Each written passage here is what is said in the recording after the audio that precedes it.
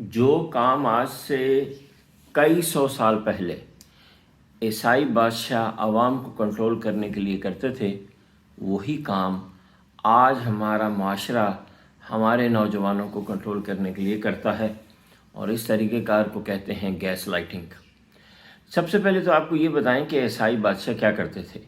ان کے پاس بہت دولت تھی، اور جب بھی عوام ان کے خلاف کھڑے ہوتے تو وہ ہمیشہ ان کو ایک ہی بات کر کے ذلیل کرتے، اور وہ یہ تھی کہ خدا نے تو اپنا بیٹا تمہارے گناہوں کے لیے دنیا میں بھیجا اور اس کو صلیب پہ چڑھایا۔ تم تو اتنے گناہ گار ہو، تم ہم سے حساب لینے کہاں آئے ہو؟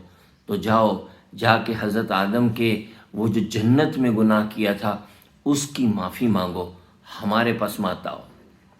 اور یوں عوام بیچارے پسے ہوئے، غربت کے مارے ہوئے چلے جاتے تھے۔ آج کا نوجوان فاسٹ فارورڈ کرتے ہیں، جب بھی کوئی پروجیکٹ لے کے یا آئیڈیا لے کے کھڑا ہوتا ہے یا ہمارے ملک کی بیجا رسم و رواج کے خلاف جنگ کرنا چاہتا ہے، اس کے خلاف آواز اٹھاتا ہے، تو سب سے پہلے اس سے پتہ کیا سوال ہوتا ہے؟ تم نے میٹرک میں نمبر کتنے لیے تھے؟ اور وہ اپنا سموہ بنا کے بیٹھ جاتا ہے، کیونکہ جتنے بھی سمارٹ لوگ ہیں، جتنے لوگ بھی کچھ کرنا چاہتے ہیں، ان کے میٹرک میں نمبر نہیں آتے۔ ایکچولی جو انگریز جب ہمارے ملک میں حکومت کرنے کے لیے آئے تو وہ یہ اس گیس لائٹنگ کے فارمولے سے بہت اچھی طرح واقف تھے۔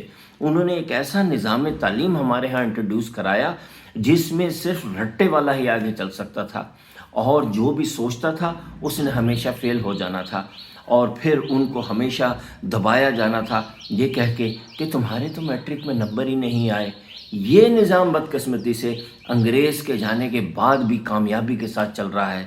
جب بھی کوئی نوجوان کھڑا ہوتا ہے تو اس کو یہ کہہ کے ذلیل کیا جاتا ہے کہ تمہارے میٹرک میں تو نمبر آئے نہیں، تم نے کیا انقلاب لانا ہے یا تم نے کیا نیا کام کرنا ہے، اور اس کو کہتے ہیں گیس لائٹنگ۔